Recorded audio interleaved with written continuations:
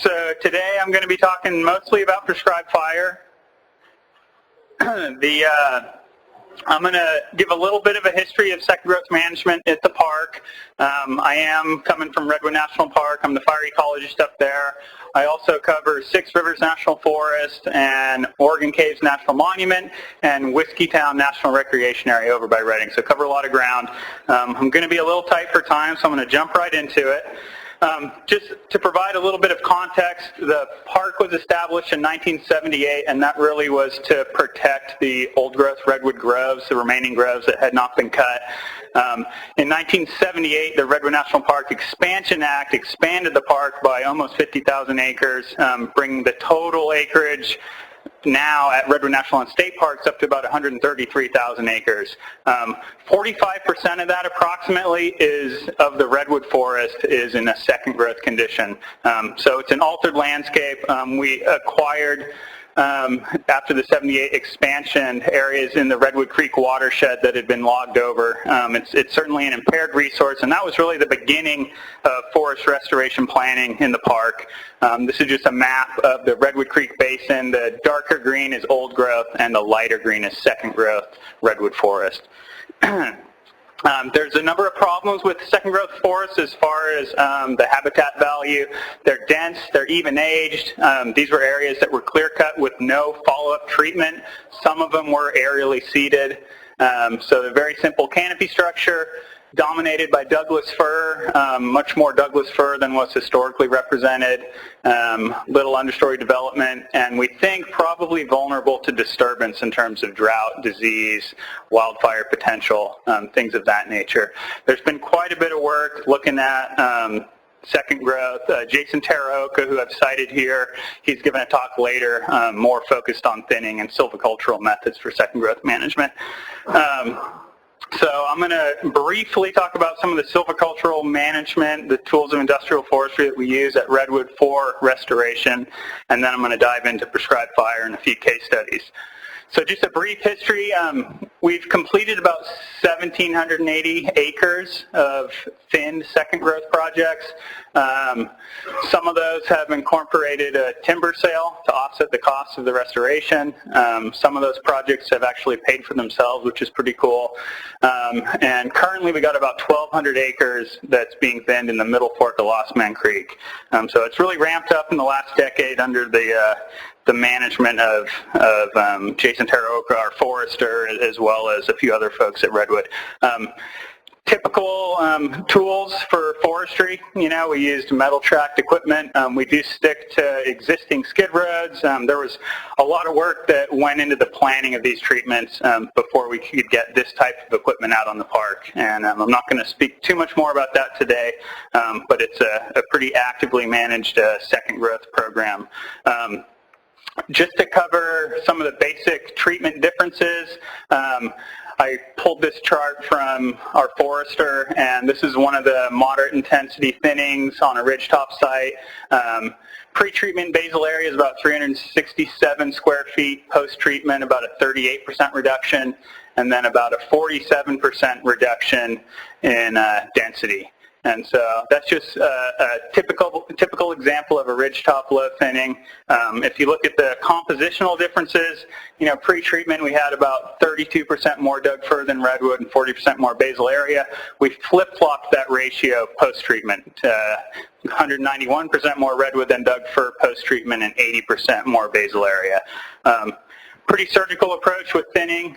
Prescribed fire is obviously much different. It's a natural process that there is actually a history of in the park, cultural burning as well as lightning ignitions. And I'm going to talk about a few different case studies. Before I get into those, I just wanted to mention that we do have some fire history work that's gone on in the park. Brown and Swetnam in '94 found about a 10-year historic fire interval in a site east of Prairie Creek. Steve Norman did some work with Save the Redwoods League, and he found about 11 to 26 years in Del Norte Coast Redwood State Park. And then Beers in 1980 talked about 500-year intervals looking at age classes in these low elevation coastal, really moist sites. I'm also currently doing some work that's funded by Save the Redwoods League with Jeff Kane here And these are some pictures from some cross-sections from some of the inland sites in the Redwood Belt in the park with pretty frequent fire. So there's definitely variation in the fire frequency there, but we know some stands historically developed with a frequent fire role. So looking at some of our forest restoration objectives, this is the list. You can go ahead and read those. One of them to key in onto is the third one, which is alter tree species composition to give redwood a competitive advantage. That's one of the big questions for prescribed fire, is if we can use prescribed fire as a tool to achieve that. We know we can hit these other targets pretty easily. We do think that prescribed fire has utility in some of the low accessibility stands, areas you can't really get mechanical equipment into, that are steep and inaccessible. We're not in the business of building new roads in the park. And then fire also is going to have novel effects that mechanical thinning will not, such as fuels reduction, understory vegetation response, snag and cavity creation, nutrient cycling, all these effects that fires have that are unique to fire as a process. So I have 3 different case studies I want to talk about. I have the Dolison Trailhead second growth burn, Dolison Airstrip, and lower airstrip expansion. These are all kind of upper elevation units in the park, 1,500 to 2,000 feet. They're off of Bald Hills Road, if you're familiar with Redwood National Park. So they're not the low, Redwood sites right off of Redwood Creek. They're higher, adjacent to the road, adjacent to our prairies. So the Dolison Airstrip burn, that one was burned about, well, I think it was 2007. We measured these plots 7 years post-burn.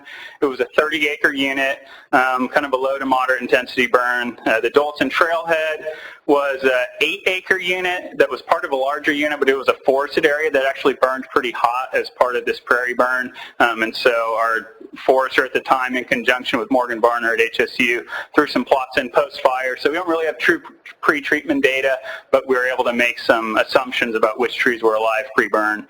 And then lower airstrip expansion, we burned a couple years ago. That was a 50-acre unit. It was a really low-intensity burn, late fall. Fog had sat on the unit, so that was probably the lowest intensity of the 3. And what you can see here is I've just plotted out crown volume scorched and bowl char, just as a metric of looking at fire severity. So that DA unit had scorch on Douglas fir and redwood ranging from about 10 to 45%. Dolison Trailhead, we didn't measure scorch. There are some holes in these data sets. It's monitoring data, so you can kind of pull together what we have.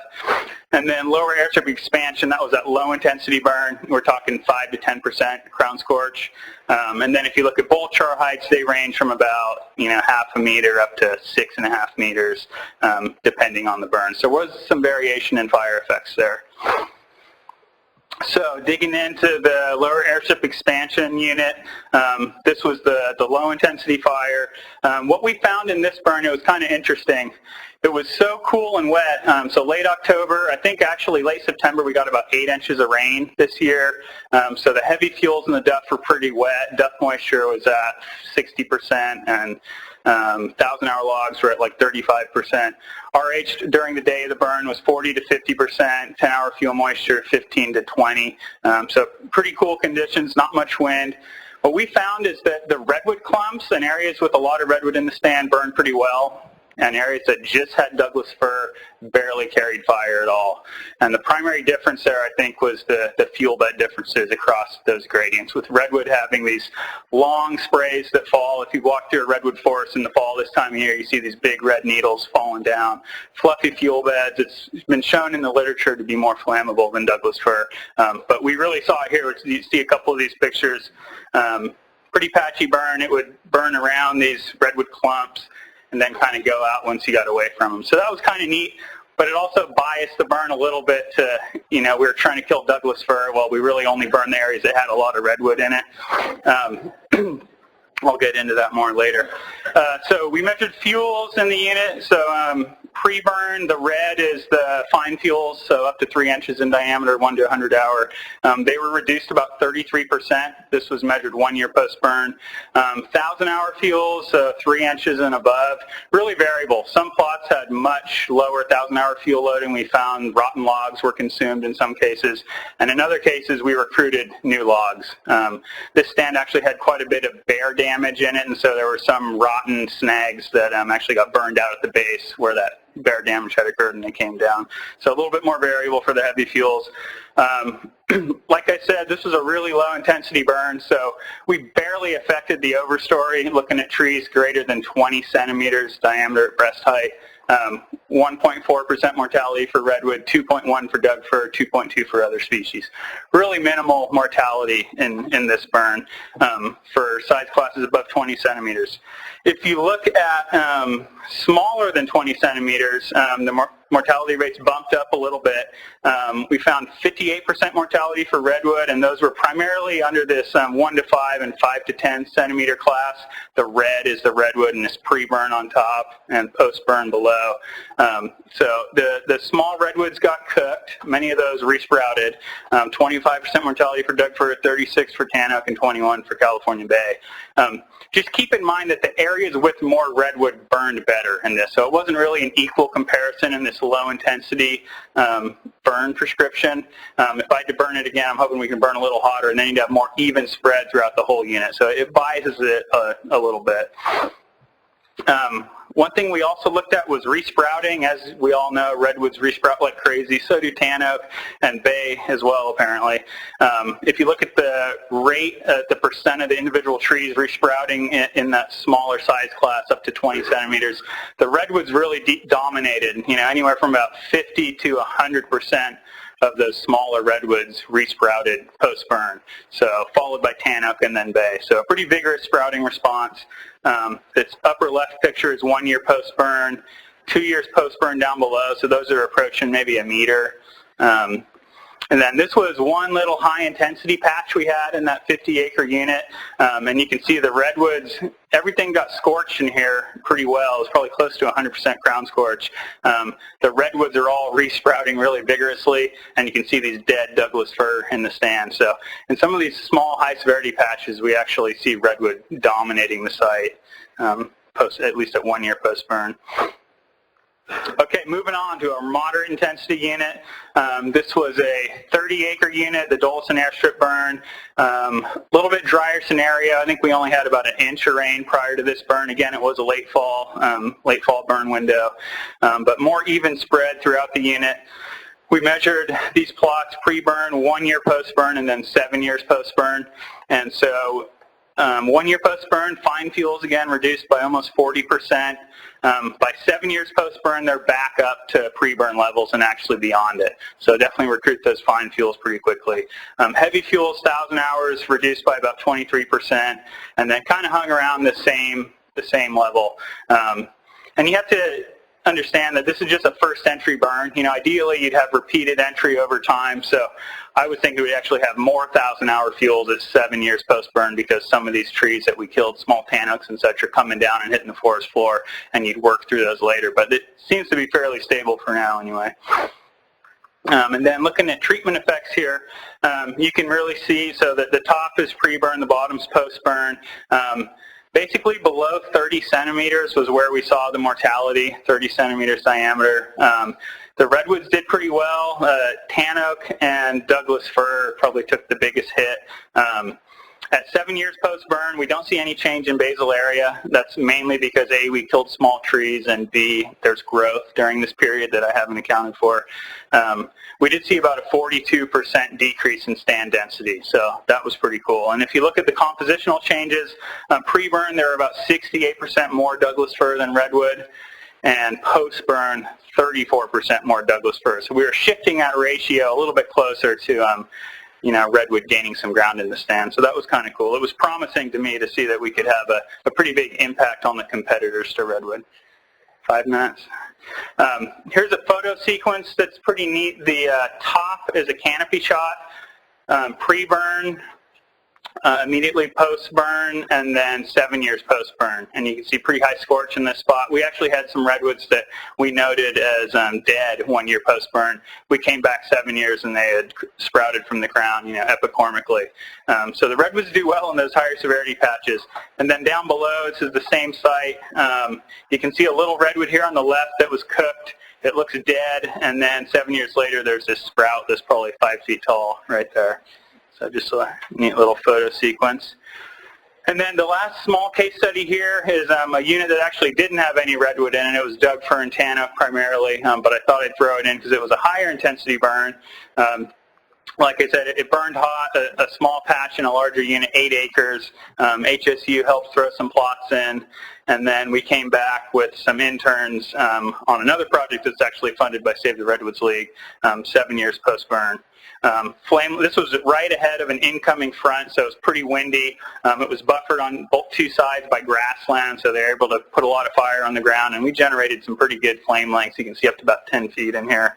I wasn't on it, but it looked exciting. Basically, 1 year post-burn, there were a couple tannocks, the yellow's tannock, a couple tannocks persisting. By year 7, all the tannock had been top-killed. I'd say probably 95% of them are resprouting vigorously, but major effects on the tannock. And we even killed some large Douglas fir, a 90-centimeter fir in here, which is a snag that's still standing. That was probably a little outside of our prescription. We're usually not trying to hit trees that large, but this was just one of those units where fire and weather and the topography aligned. So the change here was about a 24% reduction in basal area and almost a 70% reduction in density. All right, 2 minutes.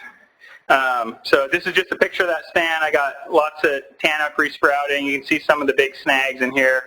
A lot of fuels are recruiting. I'm hoping to get into this stand again and burn it in the next couple years. All right, digging in a little bit more to these redwoods that got scorched, 90 to 100%. So I looked at the whole data set from these 3 burns. There were 52 redwoods that had 90 to 100% scorch. Of those, 26 of them died. Almost all were under 15 centimeters, so 6 inches, pretty small ones. But the other 26 survived with 90 to 100% scorch.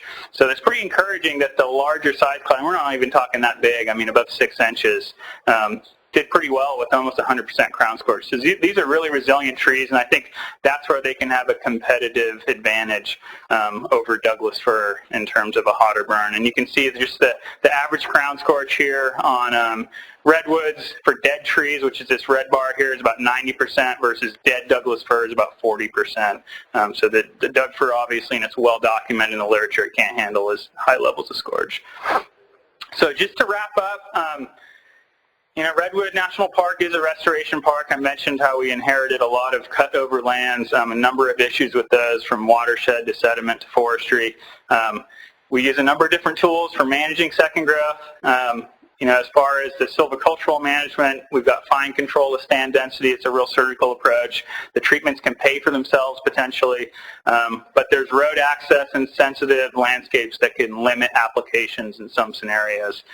Prescribed fire, I think, is an alternative management tool that is returning a key process to fire-adapted landscapes with those novel effects that we talked about. It can promote redwood, but with less control over outcomes, depending on your burn window and how aggressive you are.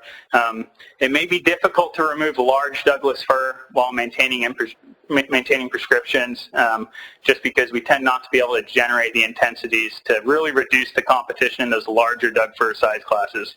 But there's obvious benefits to the fuel profile, especially with repeated burning, potentially understory vegetation, and I think it can be cost effective for those areas that are dominated by smaller trees, submersionable. So with that, I just want to say thanks to the Park Service. USGS really helped with this. Phil Van Mantgum, one of my co-authors, and Jason Taraoka. Save the Redwoods League, in part, supported the monitoring efforts for the lower airstrip burn, and then Morgan Varner helped facilitate the sampling in the Dolson Trailhead burn unit. I know that was a lot, it was fast, but hopefully that was a decent overview of the second growth management. All right, thanks, Eamon. Yeah.